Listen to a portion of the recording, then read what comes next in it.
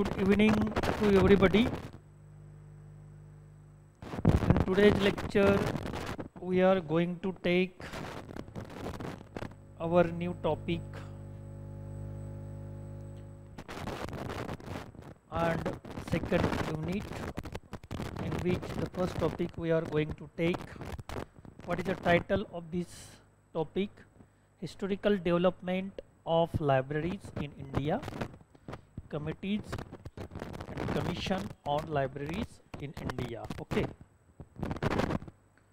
So by reading this title of topic, we will understand that this topic is related historical background of our subject, in which we are going to learn how the development was taken place in the history of our libraries, and what is the chronology of this historical chronology of this development, as well as what kind of the committees formulated in the past and what kind of the commissions are were also formulated. So in this way, all these committees for commissions as well as history of our libraries we are going to discuss today. So at the beginning, introduction is given about this topic. The term library is derived from the Latin word liber. So before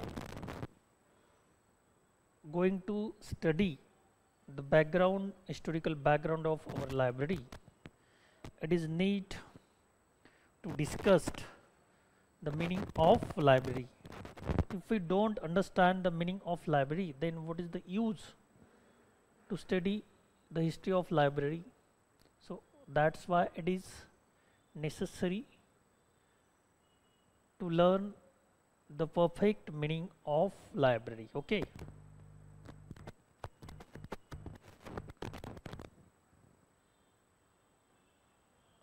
So library word made from the liber.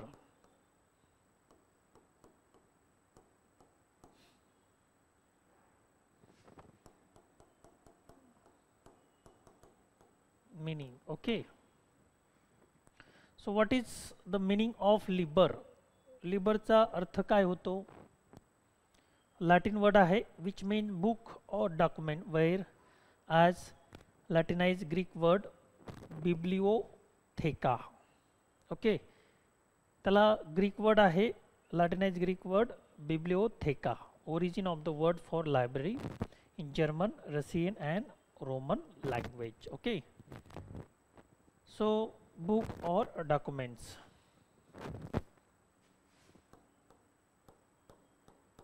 Books or documents.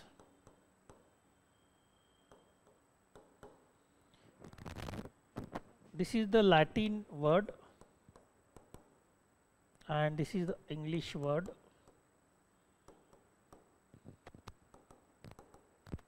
This is the Greek word bibliotheca. Okay. So in this way we try to understand the meaning of library. तर अशा पद्धतीने आपण library म्हणजे काय, English मध्ये तर आपल्याला माहीतच आहे, परंतु त्याचा जो ओरिजिन आहे, लायब्ररी या शब्दाचा जो ओरिजिन आहे तो आपण या ठिकाणी बघू शकतो. Library is originated from, or origin of library word is liber. Okay, and what is meaning of liber? Liber is nothing but the books or document. तर लिबरलाच आपण बुक्स किंवा डॉक्युमेंट असं म्हणतो आणि त्या शब्दाचा ग्रीक अर्थ जो होतो बिब्लिओथेका.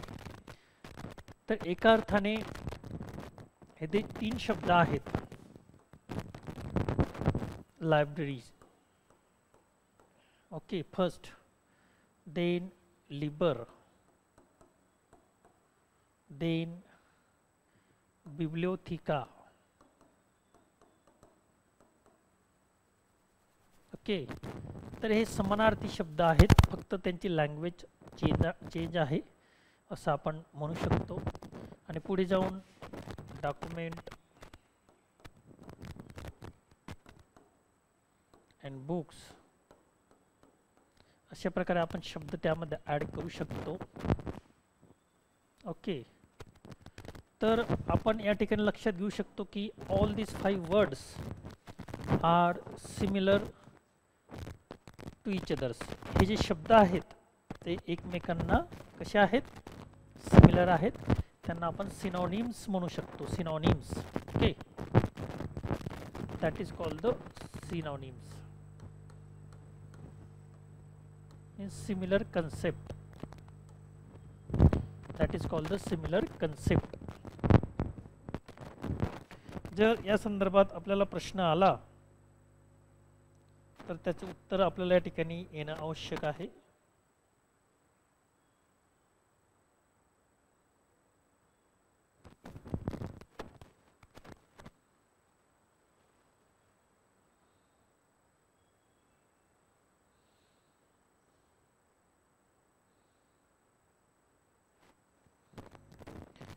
तर असा प्रश्न आला, following words are similar words, or you choose one of them is related to the library words, and some are given right words and some are given wrong words from all these words, and you should remember all these words. If you know all these words, then you can give the answer perfectly or confidently. जर आपल्याला हे 5 शब्द माहीत असतील तर आपण perfectly याचं उत्तर देऊ शकतो. ओके,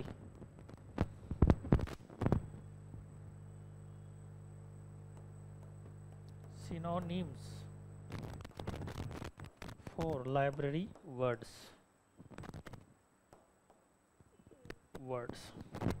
याच्यामध्ये बिब्लिओथेका एक दिलेला असेल,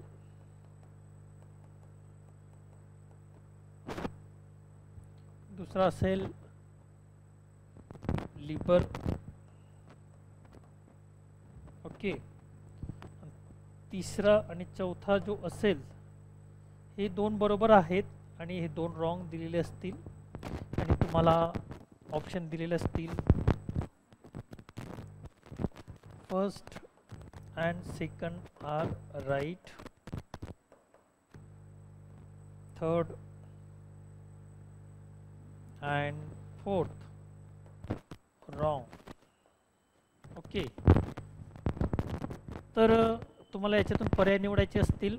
जर आपल्याला याच्या संदर्भात माहिती असेल तर आपण ते उत्तर बरोबर लिहू शकतो. त्यामुळे हे शब्द आपल्याला लक्षात ठेवावे लागतील ज्यावेळेस आपण लायब्ररीचा इतिहास पाहतो. when we study the history of library, at that time history is most important there.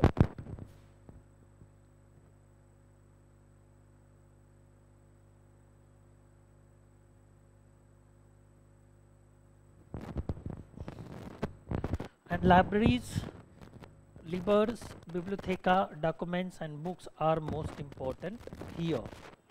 And you should remember that all these words are similar for to each others. Okay, synonyms for document words असं जर वापरलं तर हे 5 शब्द तुम्हाला लक्षात ठेवणं गरजेचं आहे. म्हणून हिस्ट्री ज्यावेळेस आपण पाहतो तर त्यावेळेस त्या शब्दाची निर्मिती कशी झाली, उत्पत्ती कशी झाली, how the word is originated in the history in the past, it should be study. त्याचा अभ्यास करणं गरजेचं आहे. त्यामुळे आपल्याला एकंदरीत त्या कन्सेप्टचा अर्थ कळतो शिवाय त्याचा इतिहास पण कळत असतो.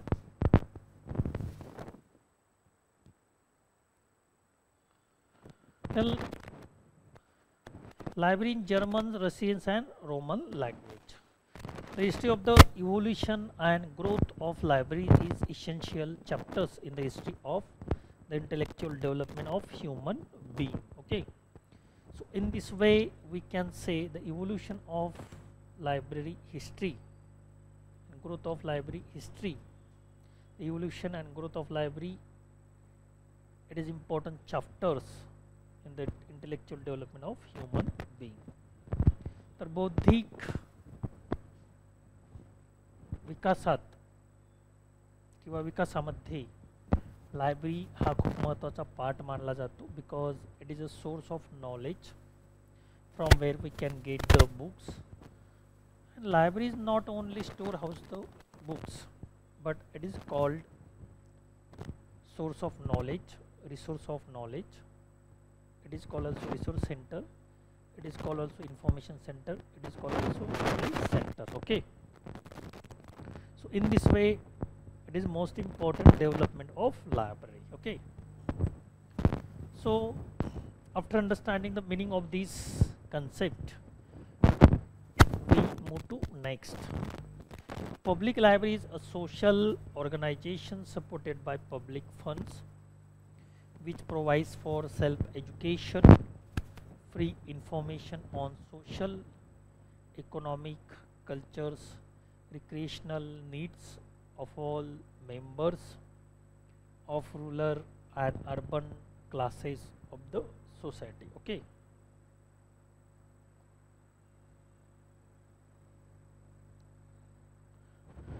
तर अशा प्रकारे आपल्याला या ठिकाणी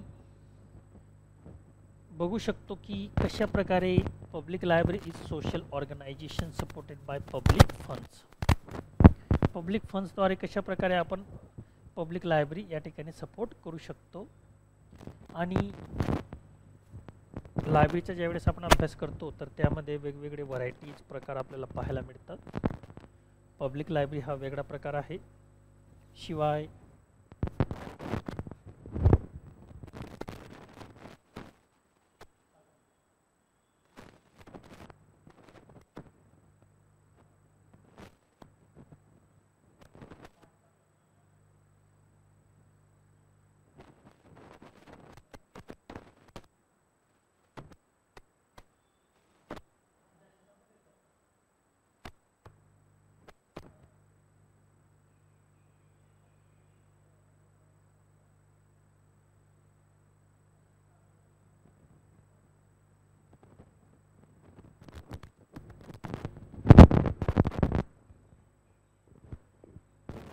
so in this way the history of library is most important while we are learning of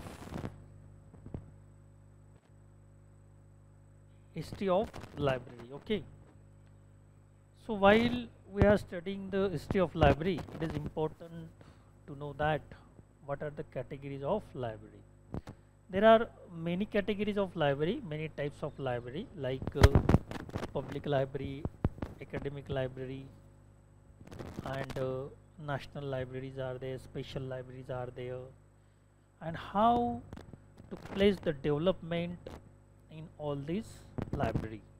तर प्रत्येक लायब्ररीची डेव्हलपमेंट कशा प्रकारे होत गेली, त्यामध्ये जनरली ओव्हरऑल अभ्यास करताना आपण लायब्ररी म्हणजे काय, त्याचा विकास उगम उदय कशा प्रकारे झाला याचा आपण अभ्यास करत असतो. आणि मग नंतर लायब्ररीची किती कॅटेगरीज टाइप्स होतात, त्याच्यानुसार आपण त्याचे फंक्शन्स, त्याचे कार्य, त्याचे यूजर्स याचा अभ्यास करत असतो. Public library is social organization. It is called the social organization because all the people, those who are interested in reading, those who are interested to get the knowledge, those who are interested to get the information, they used to come in the library. तर अशा प्रकारे सर्व प्रकारची लोक ज्यांना knowledge मिळवायचं असतं, entertain करायचं असतं, हॉबी रीडिंग करायचं असतं, तेच लायब्ररीला विजिट करत असतात. आणि मग त्यांचा संबंध ज्यावेळेस लायब्ररीला येतो, लोकांचा संबंध ज्यावेळेस लायब्ररीशी येतो, तर त्या संस्थेला तुम्ही काय म्हणून ओळखणार? Social organisation. When the people are come in contact of the organization, that is why it is called the social organization. तर त्याला आपण सोशल ऑर्गनायझेशन असं म्हणतो. ओके.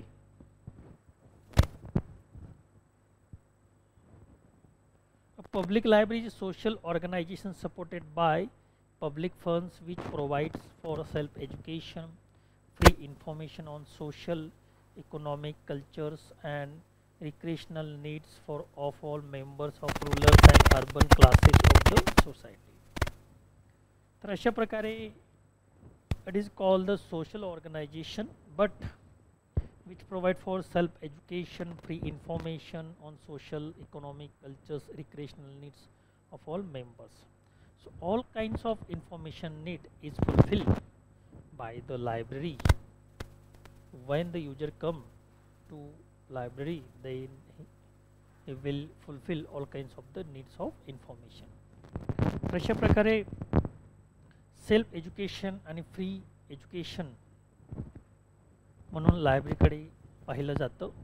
आणि इतकंच नव्हे तर सर्व प्रकारच्या ज्या नीड्स आहेत, इन्फॉर्मेशन नीड्स, प्रत्येकाला वेगवेगळ्या प्रकारची इन्फॉर्मेशनची आवश्यकता असते. कोणी एंटरटेनसाठी रीडिंग करतं, कोणी नॉलेजसाठी रीडिंग करतं, कोणी स्पर्धा परीक्षेची तयारी करण्यासाठी रीडिंग करतं. ओके. तर त्या प्रत्येकाची नीड्स या लायब्ररीच्या माध्यमातून भागवली जात असते. ओके.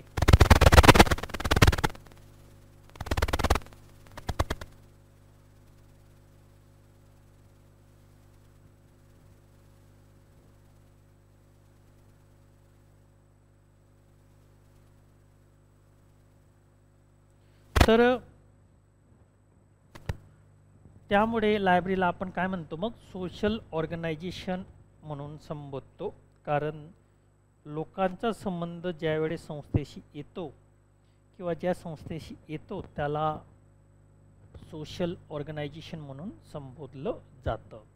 त्यामुळे आपण लायब्ररीकडे बघताना ॲज अ सोशल ऑर्गनायझेशन म्हणून बघू शकतो, ॲज अ प्रोफेशनल. आणि it is our duty to provides it is our duty to provides services to the users whatever they want. प्रत्येकाला काय हवं आहे ते आपण प्रोव्हाइड करण्याचं काम ॲज बिंग प्रोफेशनल आपण युजरला करू शकतो. आणि it is our first duty. Okay.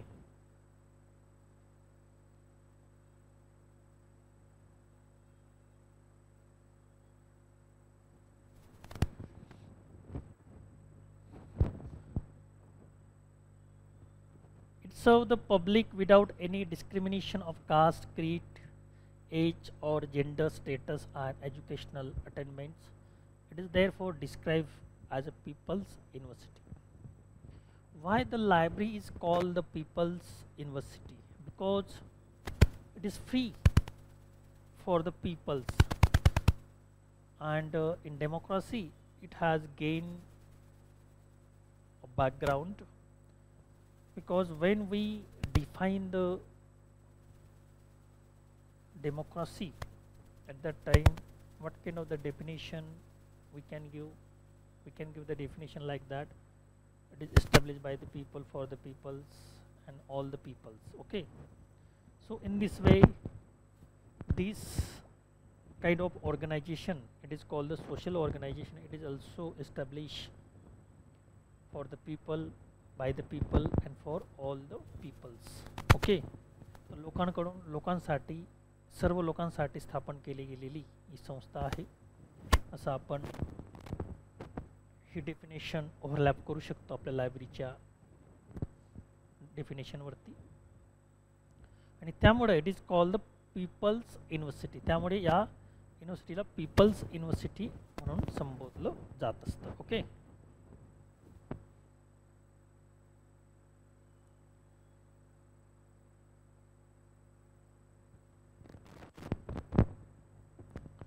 आणि पीपल्स युनिव्हर्सिटी का म्हणून संबोधलं जातं? Because each and every people can visit the library can read any kinds of the book, but library don't discriminate on the basis of creeds, caste and genders and status, all these things. तर library कधीही जात धर्म पंथ याच्यावर भेदभाव करत नाही, तर ती सर्व लोकांसाठी स्थापन केलेली असतं. कोणतेही लोक, कोणत्याही जाती धर्माची लोक त्या ठिकाणी येऊन वाचू शकतात, त्यामध्ये कोणत्याही प्रकारचा भेदभाव केला जात नाही. म्हणून आपण लायब्ररीला काय म्हणू शकतो? People's university. हा खूप महत्त्वाचा पॉईंट आहे. म्हणून देशामध्ये जर आपल्याला कास्टिझम कम करायचं असेल, जाती जातीमधील धर्माधर्मामधील भेदभाव कमी करायचं असेल, लोकांना ज्ञानवान करायचं असेल, त्यांचं अवेअरनेस वाढवायचं असेल, नॉलेज वाढवायचं असेल, त्यांना वेल इन्फॉर्म्ड बनवायचं असेल, तर आपण प्रत्येक गावात म्हणजे गावागावात लायब्ररी स्थापन करू शकतो, मंदिराच्या ऐवजी. ओके, तुम्ही जर मंदिरं बघितली तर अनेक प्रकार मंदिराचे असतात. प्रत्येक जाती धर्माचे वेगवेगळे मंदिर आपण पाहतो. ख्रिश्चनांसाठी चर्च असते, त्याच्यानंतर मुस्लिमाची मस्जिद, हिंदूंची मंदिरे. तर प्रत्येकाची धर्मस्थळं मंदिरे वेगवेगळी आहेत, परंतु लायब्ररी कधी असा भेदभाव करत नाही. तिथे all the people can visit, सर्व जाती धर्माचे लोक त्या ठिकाणी येऊ शकतात. म्हणून गावागावामध्ये धार्मिक स्थळं उभारण्याच्या ऐवजी लायब्ररी स्थापन केले गेले पाहिजे. कारण लायब्ररी दोन प्रकारचे गोष्टी आपल्याला प्रोव्हाइड करू शकतं. जसं मंदिर फक्त श्रद्धास्थान असतात लोकांची, लोक येऊन तिथे माथा झुकवतात, बसतात, परंतु लायब्ररी दोन गोष्टी आपल्याला प्रोव्हाइड करू शकतं.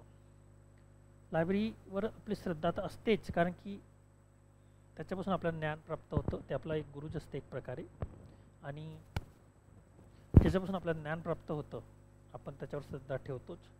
दुसरी गोष्ट, लायब्ररी आपल्याला जे काही प्रोव्हाइड करतं ते ज्ञान प्रोव्हाइड करतं, आणि ज्ञानाने आपण शहाणे होतो, आणि शहाणे होऊन आपला वैयक्तिक संस्थात्मक व्यक्तिगत विकास करत असतो, आणि याच्यातच देशाची उन्नती असते.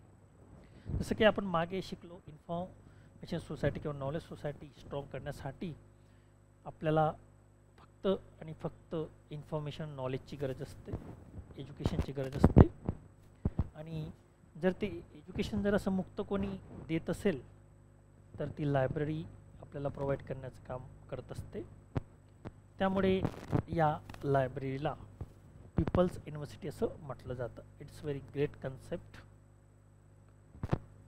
Through the passage of time, the modern library was introduced all over the world, and India was no exception of it. So in another word,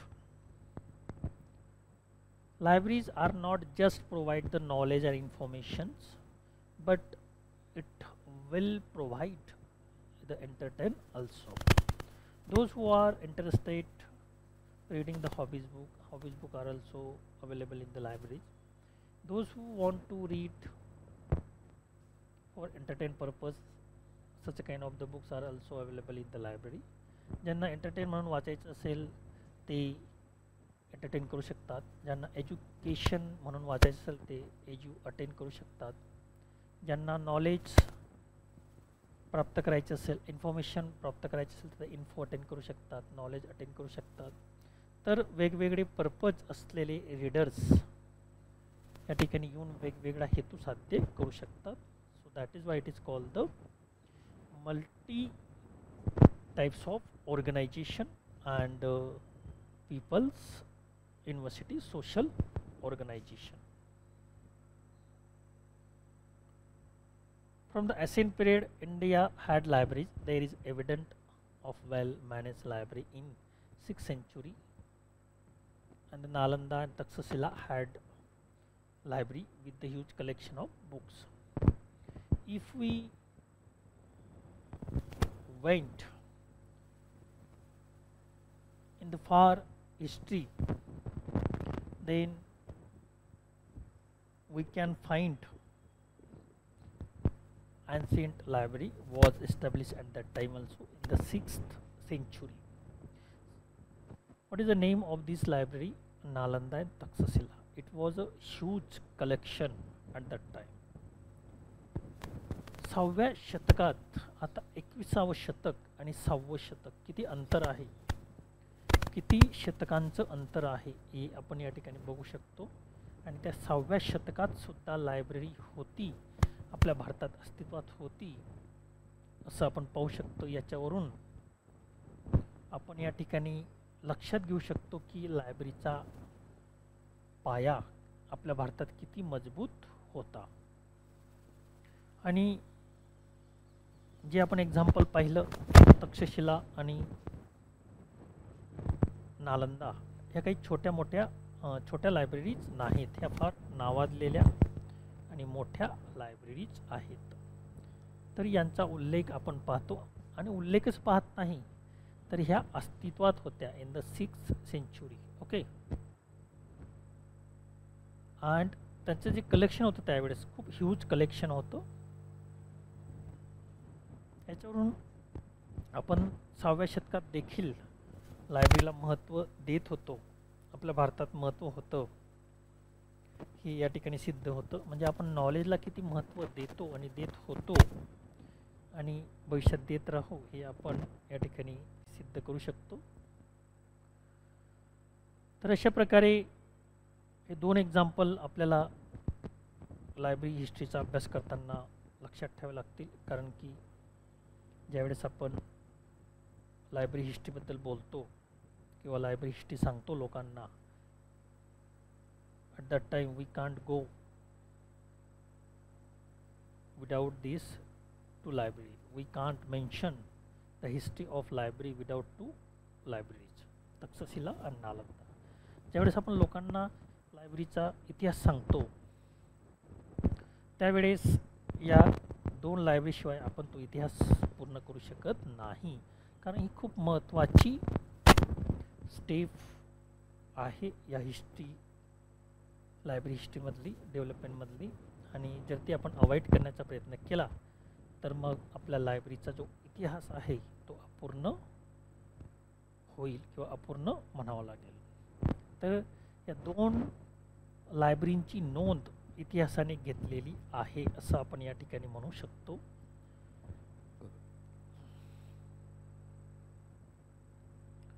Like the ancient period, we also find evidence of library in medieval period of Indian history.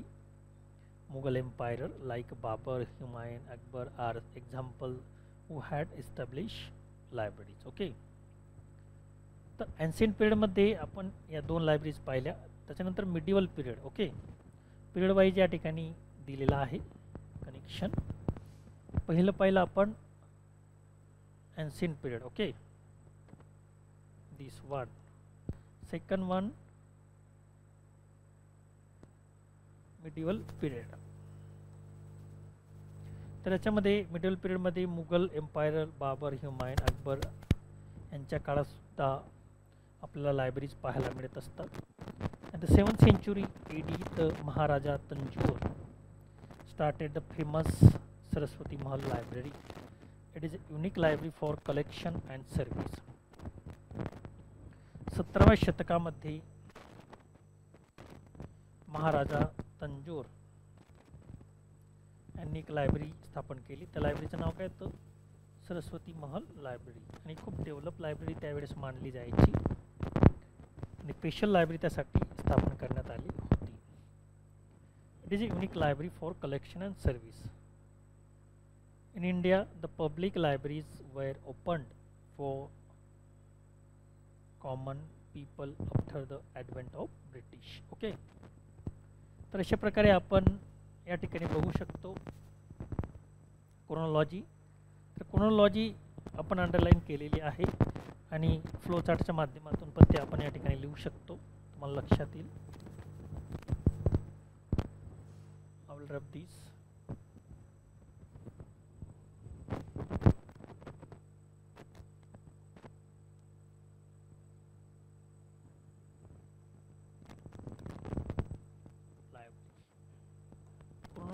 Of library. तर त्याच्यामध्ये 6th century, त्याच्यामध्ये नालंदा,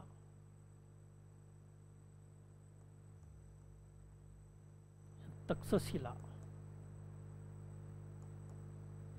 ह्या 2 libraries त्या ठिकाणी होत्या.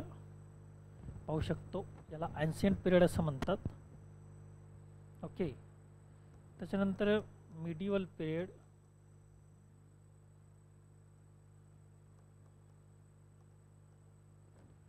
हुमायून अकबर,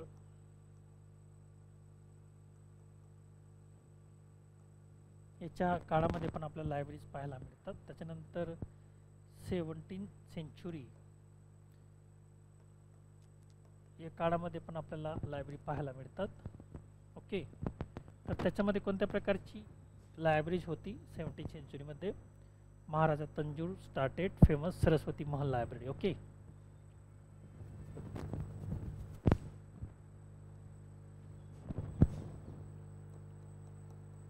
महाराजा Tanjore Saraswati Mahal library. Okay. तर अशा प्रकारे डेव्हलपमेंट आपण पाहू शकतो ancient period, medieval period and 7th century. Okay. म्हणजे मॉडर्न पिरियड.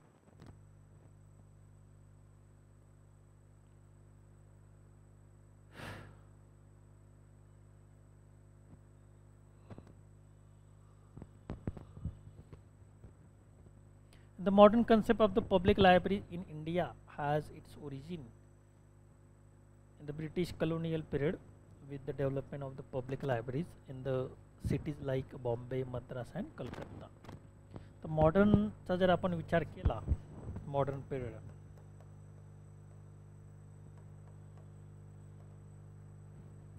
त्याच्यामध्ये मद्रास, कलकत्ता, ओके, अशी वेगवेगळ्या शहरामध्ये त्यावेळेस ब्रिटिशांनी लायब्ररी स्थापन केलेली होती. बॉम्बे. ओके. तर आपण या ठिकाणी एन्शियंट पिरियड मध्ये एक उदाहरण बघितलं. त्याच्यानंतर मिडिवल पिरियडचं एक एक्झाम्पल बघितलं.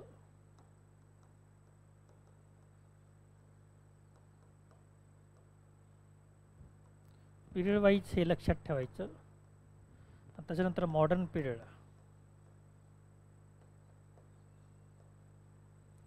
तर हे 3 एक्झाम्पल आपण या ठिकाणी बघितले. लक्षात ठेवा, ज्यावेळेस आपण हिस्ट्रीचा अभ्यास करतो त्यावेळेस आपल्याला क्रोनॉलॉजिकल स्टडी करावा लागतो. ॲन्शियंट पिरियड, मिडिवल पिरियड आणि मॉडर्न पिरियडमध्ये कोणत्या कालावधीत, कोणत्या सेंचुरीमध्ये, कोणत्या वर्षात इव्हेंट घडली, घटना घडली, त्याच्यानुसार त्या अनुषंगाने आपल्याला त्याचा गोषवारा मांडावा लागतो. तर ज्यावेळेस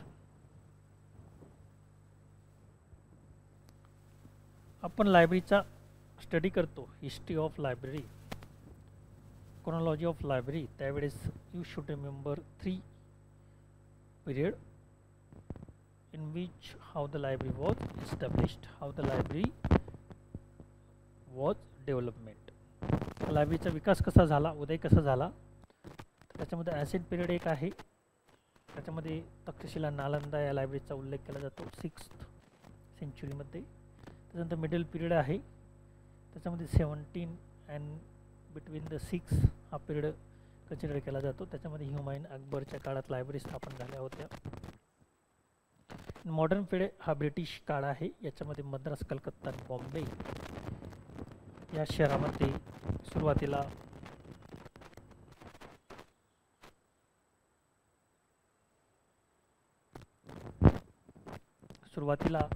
लायब्ररी स्थापन करण्यात आली.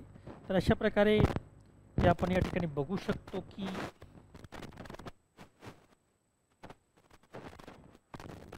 लायब्ररीचा इतिहास कशा प्रकारे मांडण्यात आलेला आहे.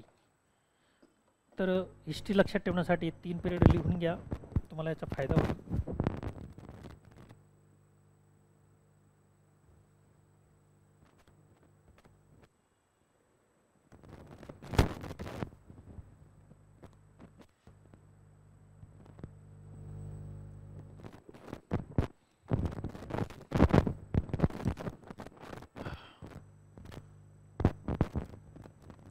in this way we can discuss over the history of library here, and with the help of this you will understand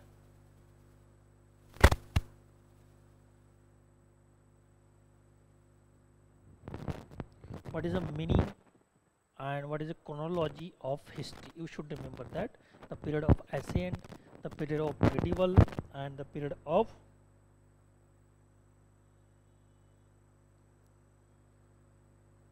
modern. Okay,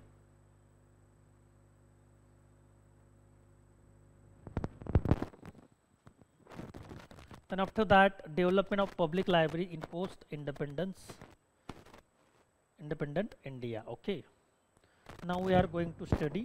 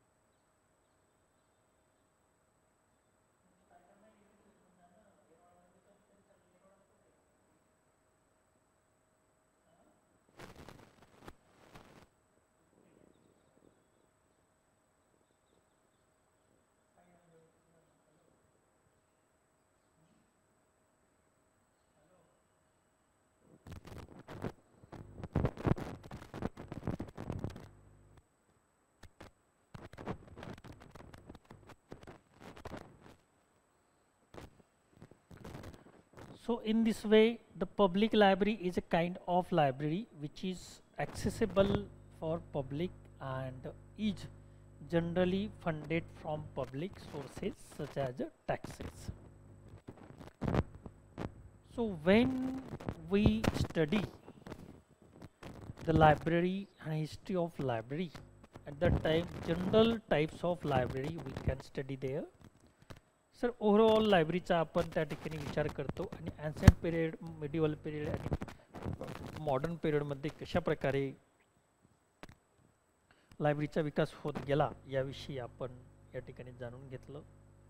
परंतु त्यानंतर मात्र पब्लिक लायब्ररी हे जे डोमेन आहे ते भारतामध्ये त्याचा विकास कशा प्रकारे होत गेला त्याविषयी आपल्याला या ठिकाणी माहिती घ्यायची आहे. Post independent India, post and pre म्हणजे before the independence and post म्हणजे after the independence. How public library was developed, कशा प्रकारे पब्लिक लायब्ररीचा विकास होत गेला. Okay, so generally public library consider as a social organisations and that's why it is run by the government.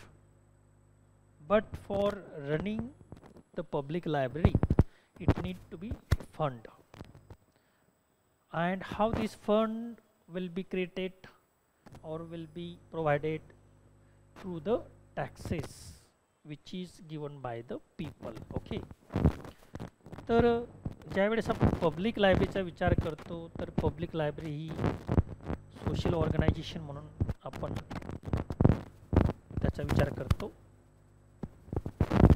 आणि social organisation ज्यावेळेस विचार करतो त्यावेळेस त्याची स्थापना कोण करतं तर पब्लिक लायब्ररीची स्थापना गव्हर्नमेंट करतं. Okay, I will tell you with the help of flow chart. Public library,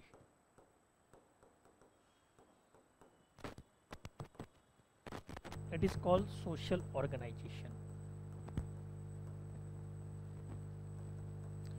because it is established for the people. Okay, and post independence,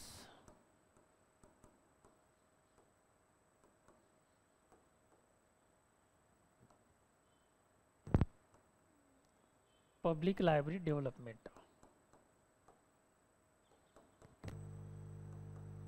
आपण या ठिकाणी पाहत आहोत तर ते पब्लिक लायब्ररीचा ज्यावेळेस आपण विचार करतो त्यावेळेस ती सोशल ऑर्गनायझेशन असते. It is established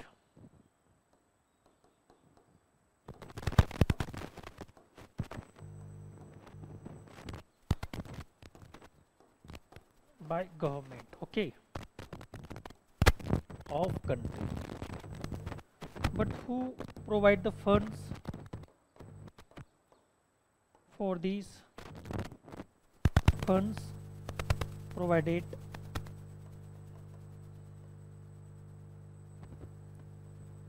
by the government. Okay, it is established by the government, that's why the fund also provided by the government. Okay, but how it will create the funds? Through the taxes.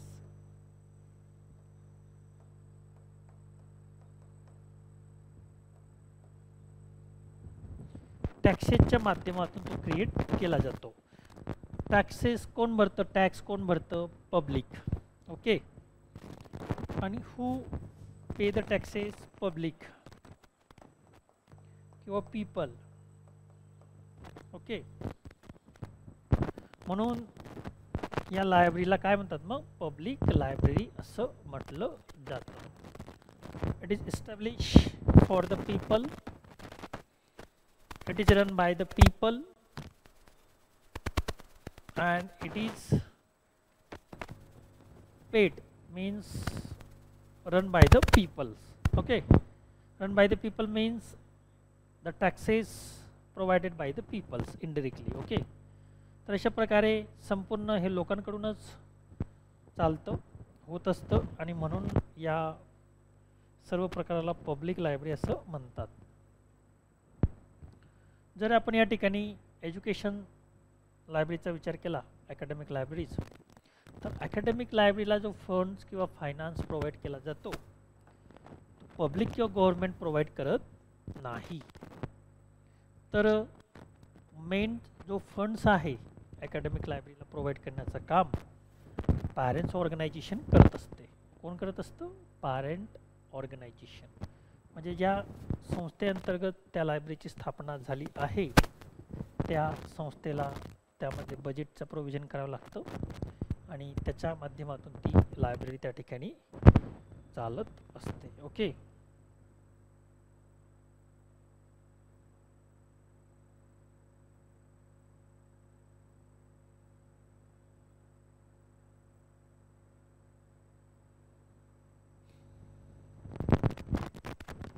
तर अशा प्रकारे आपण या ठिकाणी म्हणू शकतो post independence library म्हणजे स्वातंत्र्योत्तर काळामध्ये पब्लिक लायब्ररीची डेव्हलपमेंट कशा प्रकारे झाली भारतात याचा जर तुम्हाला अभ्यास करायचा असेल किंवा ओव्हरऑल ॲट अ ग्लान्स माहिती लक्षात घ्यायची असेल तर तुम्हाला हा फ्लो चार्ट्स महत्त्वाचा आहे. आणि हा फ्लो चार्ट्स तुम्ही लक्षात ठेवा जेणेकरून तुम्हाला या संदर्भात जर प्रश्न विचारली गेली तर मात्र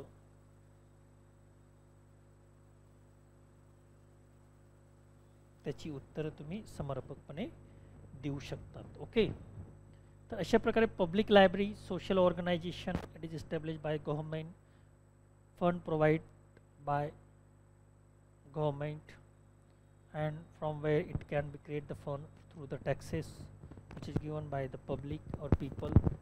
That is why it is called the public library. Why don't it call the academic library special library?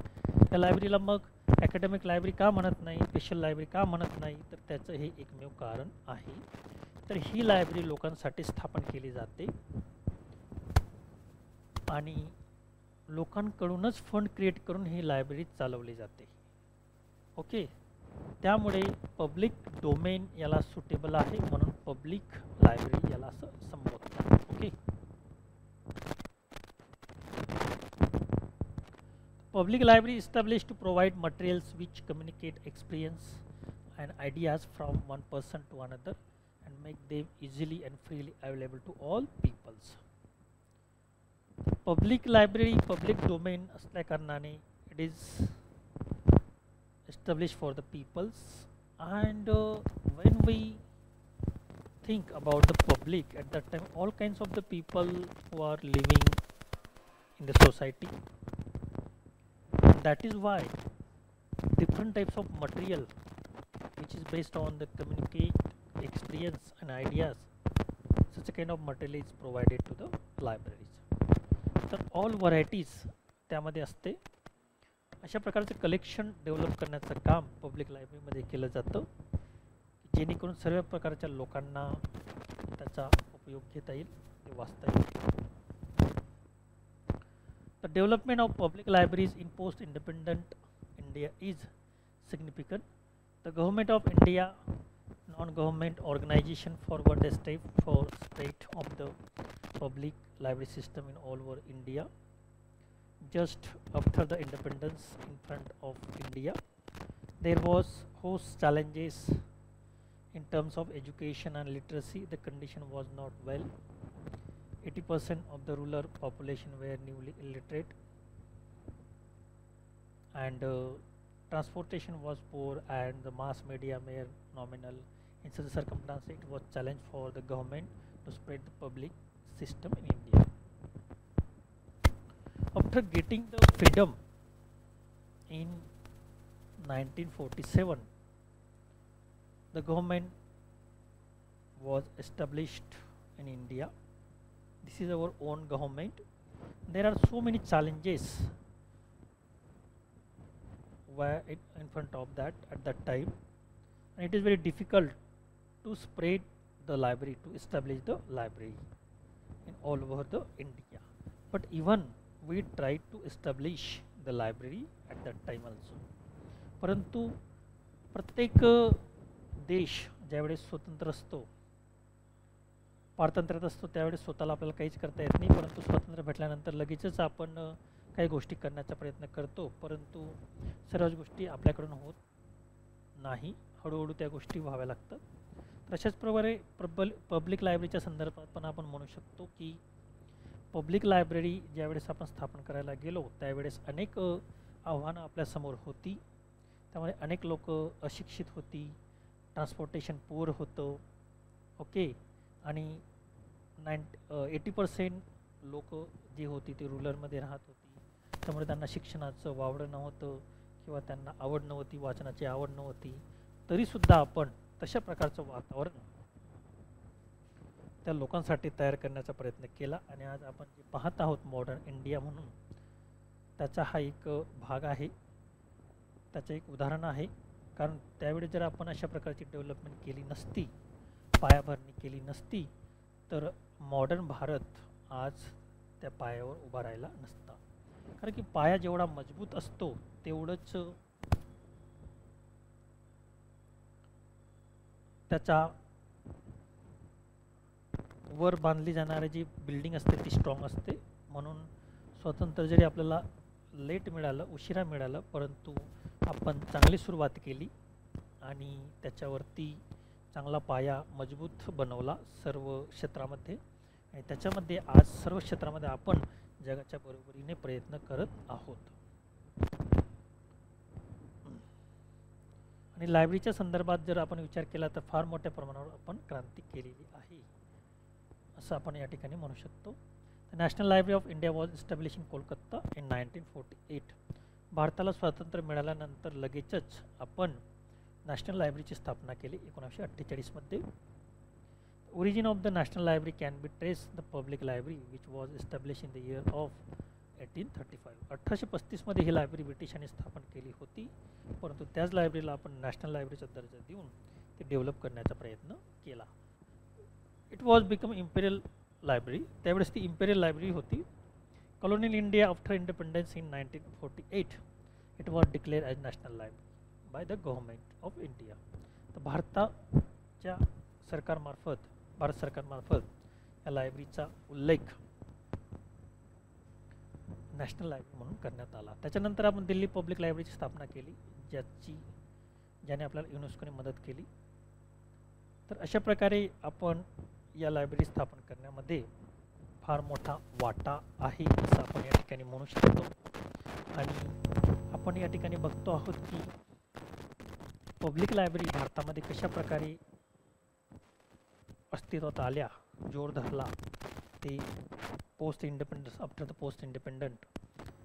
This is the best example of this public library. So here we will take short break and after that we will start again. Thank you.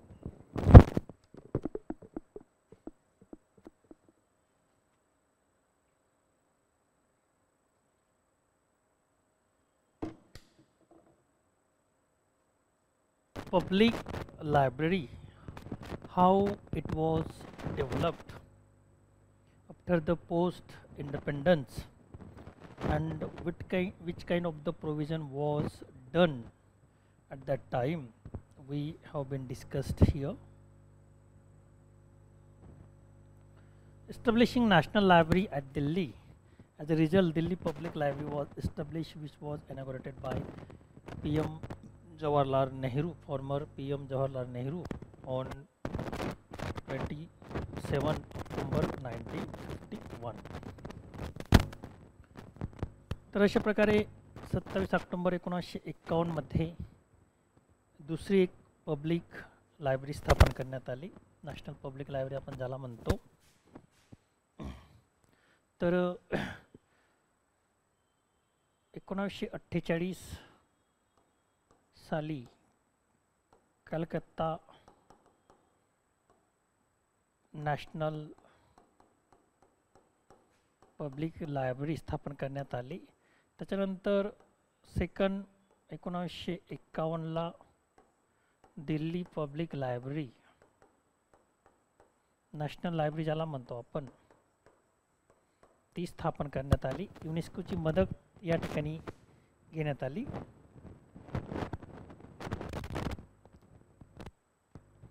तर अशा प्रकारे आपण या ठिकाणी बघू शकतो की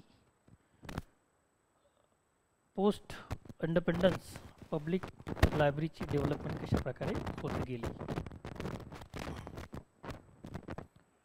The enactment of various laws and act help in growth of public library system in India. Delivery of Books and Newspaper Act was passed in 1954. The act make the rules for the publishers in India deposit copy of every books they publish to the National Library of Calcutta, Asiatic Central Library Bombay, Kanamara Public Library of Madras, Delhi Public Library. Based on book received under this act, Indian National Bibliography INB is being published by the Central Library of Calcutta. So government had decided to establish the library to make the development of the library, but this is not only orally or by tell someone else that we are going to establish the library now, but for this government has enacted the act regarding this to support this public library. Public library ला support करण्यासाठी गव्हर्नमेंटने एक act pass केला, त्याला आपण newspaper delivery of books and newspaper act असं म्हणतो. तो 1954 मध्ये तयार करण्यात आला. तर गव्हर्नमेंटला जर कोणती गोष्ट करायची असेल तर गव्हर्नमेंटला फक्त बोलून चालत नाही, तर गव्हर्नमेंट काय करतं, एखादी गोष्ट इम्प्लिमेंट करण्यासाठी फक्त ओरली सांगत नाही किंवा भाषण देऊन सांगत नाही, तर त्या प्रोग्रामला, त्या गोष्टीला एक स्ट्रॉंग सपोर्ट करण्यासाठी त्याचं रूपांतर कायद्यामध्ये करतं. आणि त्यामुळे कायद्यामध्ये केल्यानंतर प्रत्येक व्यक्तीला तो कायदा पाळणं बंधनकारकच होतं. आणि त्या अनुषंगाने पब्लिक लायब्ररी जर आपल्याला भारतामध्ये रुजवायची असेल, पब्लिक लायब्ररीचा पाया जर भारतामध्ये मजबूत करायचा असेल, तर आपल्याला फक्त बोलून चालणार नाही, लोकांना त्याचं महत्त्व पटून चालणार नाही, तर त्याचं रूपांतर कृतीमध्ये करावं लागेल आणि त्याचाच परिणाम म्हणून भारत सरकारने एक कायदा पास केला जो पब्लिक लायब्ररीला सपोर्ट करतो. त्याचं नाव आहे delivery of books newspaper act, which enacted in 1954. So through this act, it is compulsory to the publishers or author to publish of their books to submit their copies to the different types of national library. So which kind of the libraries are given there? Some list of libraries are given here. National Library of Calcutta first, Asiatic Library, Central Library of Bombay, Kanamara Library, Madras Library, Delhi Library. So 5 libraries considered to get the donation under this law. तर या लॉच्या अंतर्गत 5 लायब्ररीचा समावेश करण्यात आला आणि जो कोणी ऑथर किंवा पब्लिशर आपलं पहिलं बुक पब्लिश करेल त्याच्या 5 कॉपी म्हणजे प्रत्येकी 1 कॉपी या लायब्ररीला सबमिट करण्यात यावं, अशा प्रकारचा एक बंधनच कायद्यान्वये किंवा कायदा करून पब्लिशर किंवा ऑथरवर घालण्यात आलं. आणि त्याचा फायदा काय झाला तर या लायब्ररी डेव्हलपमेंट व्हायला मदत झाली. भारतात जेवढेही ऑथर असतील किंवा पब्लिशर असतील त्यांच्यामार्फत जेवढे पुस्तक पब्लिश करण्यात आले असतील ते सर्व पुस्तकं या ठिकाणी जमा व्हायला सुरुवात झाली आणि आपोआपच मग या लायब्ररीचं कलेक्शन, या नॅशनल लायब्ररीचं जे कलेक्शन आहे ते डेव्हलप व्हायला मदत झाली. आणि जर आपण आता विचार करू शकतो की डेली किती पुस्तक पब्लिश होऊ शकतात आताच्या मॉडर्न एजमध्ये आणि त्यावेळेस पण, तर याच्यावरून आपण करू शकतो विचार करू शकतो की या लायब्ररी किती डेव्हलप झाल्या असतील किंवा त्यांचं कलेक्शन किती मोठ्या प्रमाणावरती तयार झालं असेल.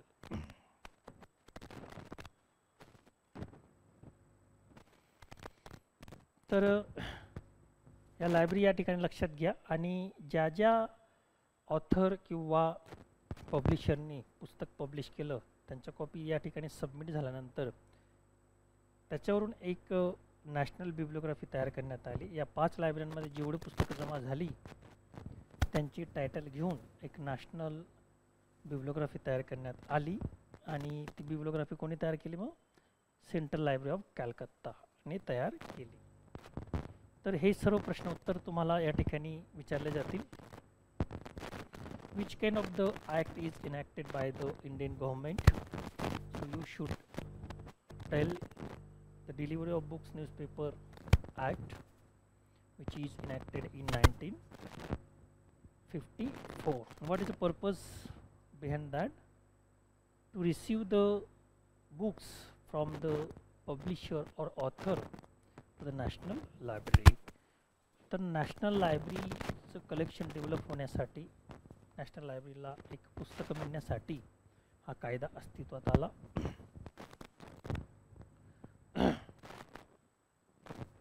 आणि त्याच्यातूनच मग पब्लिक लायब्ररी डेव्हलप व्हायला मदत झाली आणि या लायब्ररींनी मिळून एक नॅशनल, इंटरनॅशनल, ज्याला आपण नॅशनल बिब्लिओग्राफी म्हणतो, इंडियन नॅशनल बिब्लिओग्राफी, ती तयार करायला मदत केली.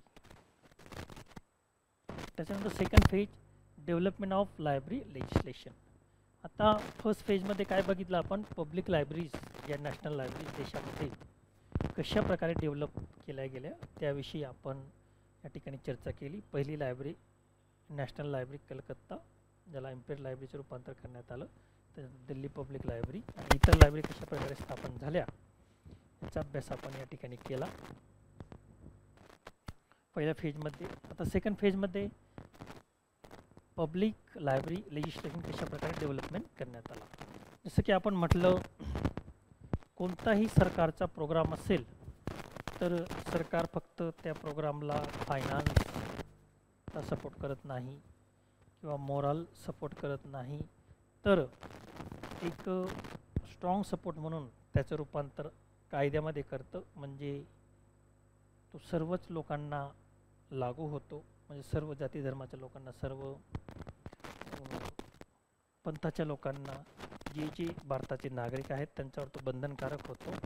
म्हणून कोणत्याही प्रोग्रामला सपोर्ट करायचा असेल स्ट्रॉंगली तर त्याचं रूपांतर डायरेक्ट कायद्यामध्ये केलं जातं.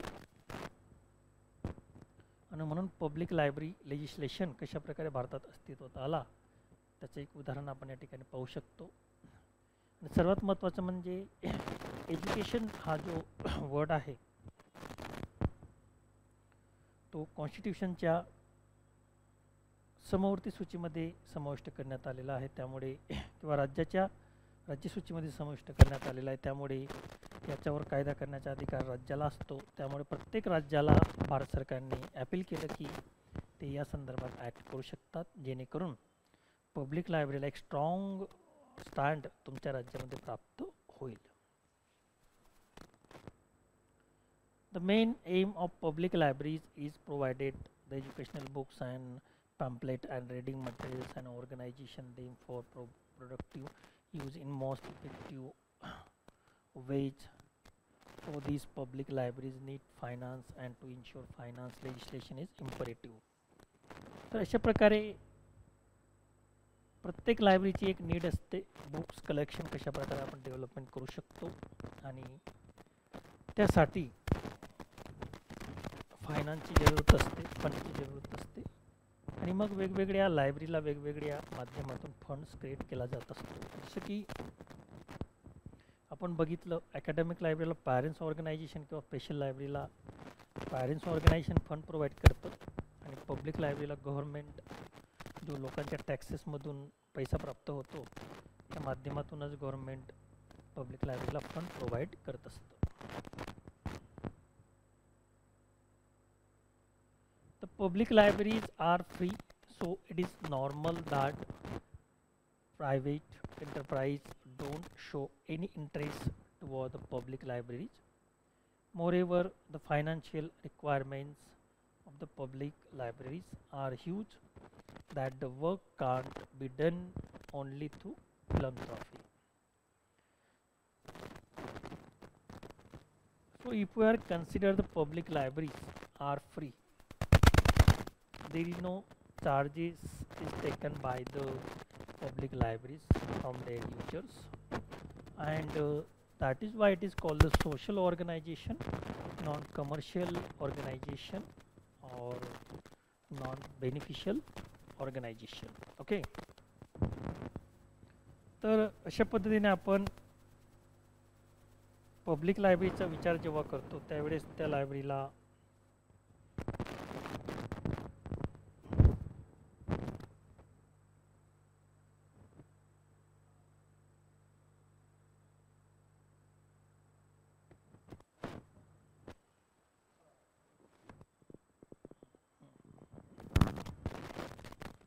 तर अशा प्रकारे पब्लिक लायब्ररीचा ज्यावेळेस विचार करतो तर त्यावेळेस it is consider as a free for each and every people because no charges is taken by the public libraries from the users. Okay, but it is a question in front of us that how it will be run if we don't get any kinds of the funds or money or fee or charges from the people. जर आपण public लायब्ररीच्या युजरकडून कोणत्याही प्रकारचे charges fees येत नाही, public library सर्वांसाठी free असते, मग पब्लिक लायब्ररी रन होण्यासाठी सुरू राहण्यासाठी कुठून फंड तयार होतो, कसा फंड येतो हा प्रश्न आपल्यासमोर निर्माण होतो. So fund is provided by the government and it will be fulfil through the taxes which is paid by the people. And for these public libraries need finance, and to ensure finance legislation is imperative. The public libraries are free, so it is normal that private enterprises don't show any interest toward public libraries. So those organizations which are running on the base of commercial and finance, their purpose is to get the benefit or advantage, economical benefit. They don't take interest in public library because they know that there is no advantage, commercial advantage through this company, through this organization. That's why they don't show their interest to run the public libraries.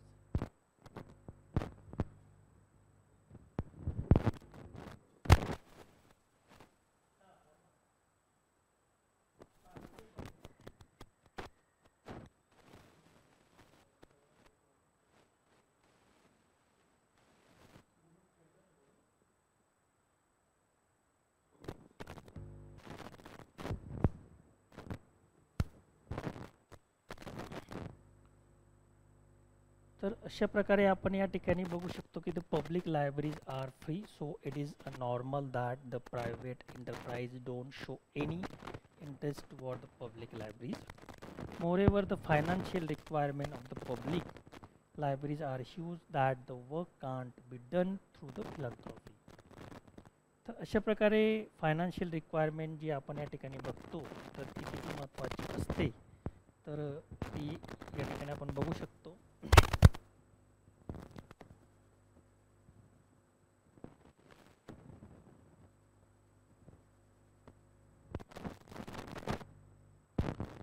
At such a circumstances, government should take the responsibility. The proper development of the public libraries in India wasn't possible until the enactment of Library Act. तर अशा प्रकारे आपण या ठिकाणी बघू शकतो की at such a circumstances, government should take the responsibility and the proper development of the public libraries in India wasn't possible until enactment of Library Act. तर अशा प्रकारे गव्हर्नमेंट या पब्लिक लायब्ररीची रिस्पॉन्सिबिलिटी घेते. ज्यावेळेस कोणत्याही प्रकारची ऑर्गनायझेशन, कमर्शियल ऑर्गनायझेशन पब्लिक लायब्ररीची रिस्पॉन्सिबिलिटी घेत नाही, मग ही रिस्पॉन्सिबिलिटी कोण घेते आणि कोण पब्लिक लायब्ररी चालवतं असा प्रश्न आपल्यासमोर निर्माण होतो. पब्लिक लायब्ररीची रिस्पॉन्सिबिलिटी गव्हर्नमेंट घेतं आणि गव्हर्नमेंट टॅक्सच्या माध्यमातून फंड प्रोव्हाइड करण्याचं काम या ठिकाणी करत असतं. If we see the patterns of expenditures and on education during the public libraries in the second and third 5-year plan, in this plan only less amount of funds provided for libraries, means in second plan only 5.13 crore rupees allocate for libraries. तर अशा प्रकारे government मार्फत कधी किती fund provide केला गेला या संदर्भात या ठिकाणी ही माहिती दिलेली आहे. So unless there is a library legislation to fix responsibility on the government squarely, libraries will not get adequate attention from the government. Dr. S.R. Ranganathan pointed out, if library services are found to be essential for the well-being of the state, it must be provided legislative enactment. So Indian legislation of library created mainly to spread network public libraries in national as well as state level. So already I have told that government is not only expect any kind of program to implement orally, it not only tell the orally the peoples, but by doing the act it will compulsions all the peoples. Orally ते सांगत नाही government आपल्याला की आपल्याला library वगैरे स्थापन करायची की कोणता प्रोग्राम अस्तित्वात आणायचा आहे, तर कायद्याच्या माध्यमातून ती गोष्ट आपल्यावर बंधनकारक करतं आणि त्याला एक सपोर्ट, स्ट्रॉंग सपोर्ट गव्हर्नमेंटच्या माध्यमातून प्रोव्हाइड केला जात असतो. ओके, म्हणून याचं महत्त्व ओळखून डॉक्टर एस आर रंगनाथांनी लायब्ररीच्या संदर्भात लायब्ररी सर्व्हिसच्या बाबतीत काही महत्त्वाचे कायदे तयार केले आणि ते देश, ज्याला आपण कंट्री आणि स्टेटवर बंधनकारक होतील अशा पद्धतीने ते कायदे तयार करून घेतले, जेणेकरून भविष्यात याबद्दल काही प्रॉब्लेम क्रिएट होऊ नये आणि एक लायब्ररीचं नेटवर्क तयार व्हावं देशामध्ये, हा त्यामागचा एक उद्देश होता. First step toward the library legislation took by the state of Madras. आणि रंगनाथन यांना माहीत होतं की जोपर्यंत आपण या संदर्भात कायदा बनवत नाही तोपर्यंत एक स्ट्रॉंग फाउंडेशन पब्लिक लायब्ररी भारतामध्ये तयार होणार नाही.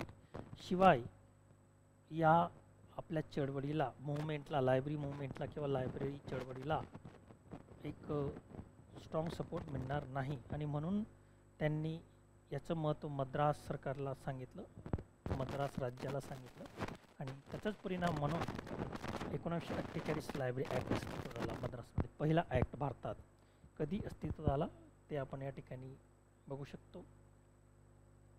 which received the assent of Governor General on 29th January in 1948. The former Hyderabad state also introduced legislation due to the effort of Dr. S.R. Ranganathan and S.K. Ujjwala Bhara in 1954. आणि त्याच्यानंतर मात्र हैदराबाद राज्याने सुद्धा doctor S R रंगनाथांच्या मदतीने 1954 मध्ये आपल्या राज्यात public library act तयार केला, लागू केला.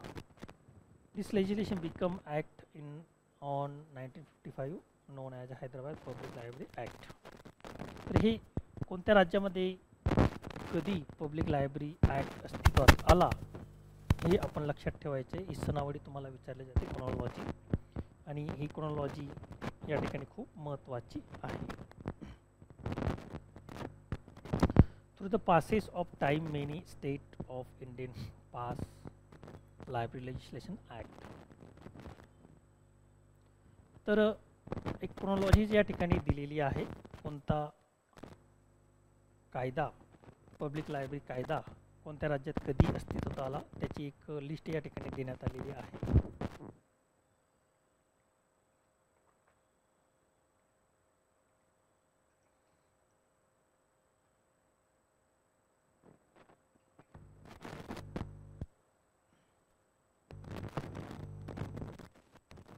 तर त्याच्यामध्ये state of India those pass public library act. तर तमिळनाडू पब्लिक लायब्ररी ॲक्ट आहे 1948 मध्ये तयार करण्यात आला. Andhra Pradesh public library act आहे 1960 मध्ये तयार करण्यात आला. कर्नाटक पब्लिक लायब्ररी ॲक्ट आहे 1965 मध्ये तयार करण्यात आला. महाराष्ट्र पब्लिक लायब्ररी ॲक्ट आहे 1967 मध्ये. West Bengal public library act 1979 मध्ये. मणिपूर पब्लिक लायब्ररी ॲक्ट 1988 मध्ये. हरियाणा पब्लिक लायब्ररी ॲक्ट 1989 मध्ये. केरला पब्लिक लायब्ररी ॲक्ट 1989 मध्ये. Goa public library 1993. Mizoram public library act 1993. Orissa public library act 2001. Gujarat public library 2001. तर एकाच साली दोन पब्लिक लायब्ररी ॲक्ट अस्तित्वात आले आहे, ते लक्षात ठेवायचं. जसं की 89 मध्ये कोणते दोन राज्य, 93 मध्ये कोणते दोन राज्य, 2001 मध्ये कोणते दोन राज्य, 2005 मध्ये कोणते दोन राज्य, उत्तर प्रदेश आणि उत्तराखंड. 6 मध्ये राजस्थान, त्याच्यानंतर 7 मध्ये छत्तीसगड आणि बिहार, पाँडिचेरी, हे 3 राज्यामध्ये पब्लिक लायब्ररी एकाच वेळेस अस्तित्वात आला. त्याच्यानंतर अरुणाचल प्रदेश पब्लिक लायब्ररी 2009ला अस्तित्वात आला. तर आतापर्यंत 19 राज्यामध्ये हा कायदा अस्तित्वात आलेला आहे आणि याच्या पुढेही हा कायदा इतर राज्यांमध्ये अस्तित्वात येईल अशी आपण अपेक्षा या ठिकाणी करू शकतो.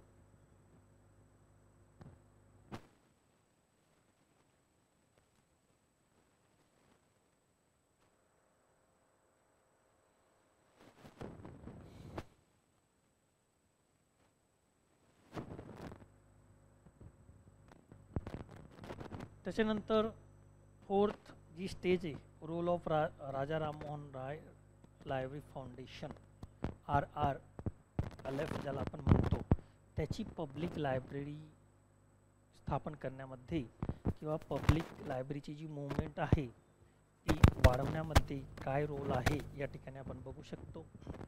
One of the important step taken by the central government was establish the Raja Ram Mohan Roy Library Foundation at Calcutta in May 2020 to 1972. May 22 1972 मध्ये RRLF ची स्थापना करण्यात आली. The main objective of RRLF are to develop public library in general as well as rural area. It provides finance to the central and helps in spreading rural library network in union territories and many states. So what is the purpose behind to establish the RRLF Foundation?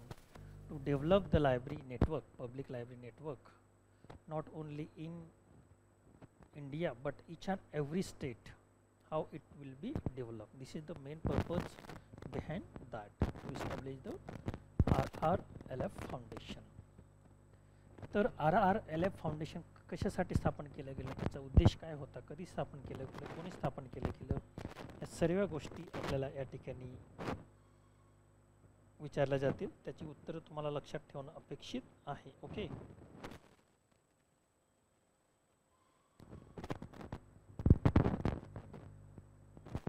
त्याच्यानंतर भारतामध्ये 5 year plans कशा प्रकारे अस्तित्वात आले आणि त्या प्रत्येक 5 year प्लानमध्ये आपण वेगवेगळ्या घटकांना टॉपिक सब्जेक्टला स्थान देत होतो आणि त्यामध्येच एज्युकेशन आणि त्यासोबत पब्लिक लायब्ररीला कशा प्रकारे स्थान देण्यात आलं, कशा प्रकारे निधी उपलब्ध करण्याचं काम या 5 इयर प्लानच्या माध्यमातून करण्यात आलं, याचा सविस्तर अभ्यास आपण या ठिकाणी करणार आहोत.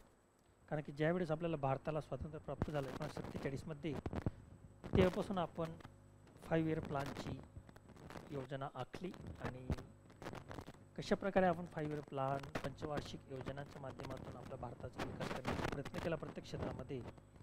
तर त्या